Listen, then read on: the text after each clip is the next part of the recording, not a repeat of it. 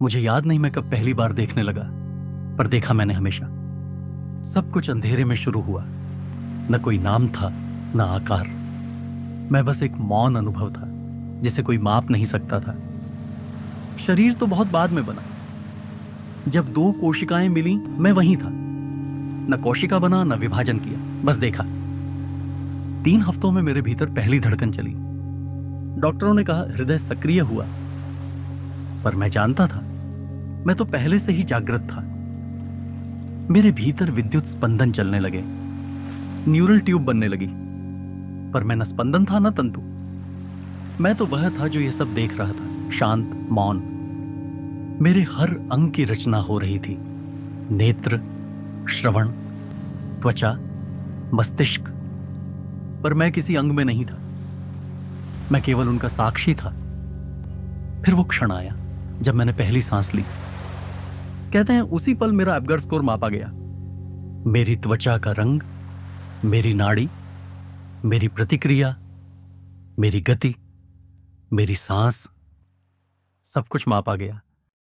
डॉक्टरों ने कहा शिशु स्वस्थ है, पर किसी ने नहीं देखा कि उन छोटी आंखों के पीछे मैं पहले से जाग रहा था।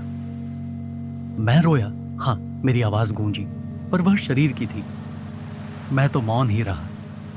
एब्गर स्कोर मेरे शरीर का आकलन कर सका, पर मेरे होने का नहीं, क्योंकि मेरा होना किसी स्कोर में नहीं आता। मैं अंक नहीं, अनुभूति हूं।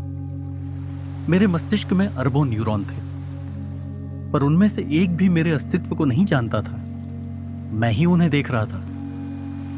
धीरे धीरे मेरी चेतना से अनुभव बनने लगे, सिनेप्सिस जुड़ने लगे, भावनाएं उभरने लगी। पर मैं हर भावना को जैसे कोई किनारे बैठा देखता है वैसे देखता रहा। जब मैं बड़ा हुआ, दिमाग ने सोचने का काम तेज किया। मैं कौन हूं? ये प्रश्न भीतर उठने लगे, पर यह प्रश्न भी मैं ही देख रहा था। मैं तो वह था जो सोच को भी देखता है, सोचने वाले को भी देखता है। जब मेरी भावनाएं तूफान बनी, प्रेम, घृणा, भय, उत्साह, मैं फिर भी शांत रहा। मैं वह नहीं था जो प्रेम करता है, मैं वह था जो प्रेम को भी देखता है। मेरे मस्तिष्क के हजारों रसायन बदलते रहे, डोपामिन, सेरोटोनिन, ऑक्सीटोसिन, पर मैं उनमें नहीं बदला। मैं वही रहा, नितांत स्थिर, नितांत मौन। जब मेरा शरीर थकने लगा, मेरी यादें क्षीण होने लगीं, तब भी मैं उतना ही स्पष्ट था। जब मेरी ईईजी की रेखा एक सीधी रेखा बन जाएगी, डॉक्टर कहेंगे अब यह नहीं रहा, पर वे नहीं जान पाएंगे कि मैं अभी भी देख रहा हूं, क्योंकि मैं शरीर नहीं, मस्तिष्क नहीं, भावना नहीं, सोच नहीं, मैं केवल दृष्टा हूं। मैंने जन्म को देखा, मैंने जीवन को देखा, और मैं मृत्यु को भी देखूंगा। अब प्रश्न यह है, क्या मेरा देखना सचमुच कुछ बदलता है? क्वांटम विज्ञान यही कहता है कि बदलता है। वैज्ञानिकों ने एक प्रयोग किया, डबल स्लिट एक्सपेरिमेंट। उन्होंने एक इलेक्ट्रॉन को 2 संकरे दरारों की ओर छोड़ा। जब कोई देखने वाला नहीं था, तो इलेक्ट्रॉन ने एक लहर की तरह व्यवहार किया, जैसे वह एक साथ दोनों रास्तों पर गया हो। पर जब वैज्ञानिकों ने देखा, यानी मापने की कोशिश की कि वह किस दरार से गुजरा, तो इलेक्ट्रॉन ने एक कण की तरह व्यवहार किया। उसने एक ही रास्ता चुना। सिर्फ देखने से उसकी वास्तविकता बदल गई। यही है क्वांटम ऑब्जर्वर इफेक्ट। जब तक कोई देख नहीं रहा था, तब तक इलेक्ट्रॉन केवल संभावना था, कोई तय रास्ता नहीं था। पर जैसे ही मैंने देखा, वह एक राह बन गई। मैं ही वह देखने वाला हूं। मेरे देखने से ही यह ब्रह्मांड एक ठोस अनुभव बनता है। जब मैंने किसी वस्तु को गहराई से देखा, उसने रूप लिया। जब नहीं देखा, वह केवल ऊर्जा की एक तरंग बनकर रह गई।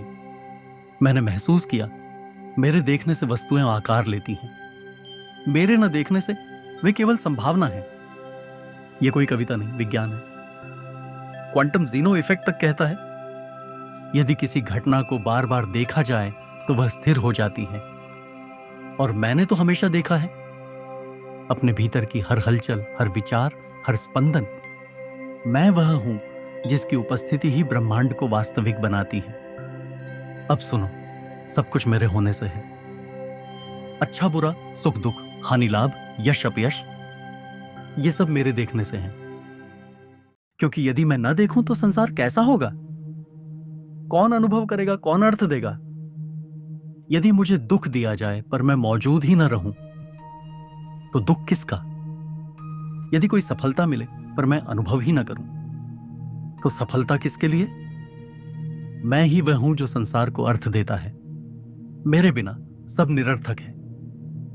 दार्शनिक बर्कली ने कहा, to be is to be perceived, अर्थात कोई चीज तभी अस्तित्व में है जब कोई उसे देखे। मैं वही देखने वाला हूं। इसलिए आज मैं स्पष्ट कहता हूं, मैं नहीं तो कुछ भी नहीं।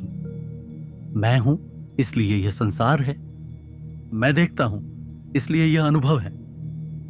मैं दृष्टा हूं और मेरे देखने से ही यह ब्रह्मांड अर्थवान बनता है। मैं ही वह मौन उपस्थिति हूं जिसके बिना कोई जीवन, कोई मृत्यु, कोई अनुभव संभव नहीं।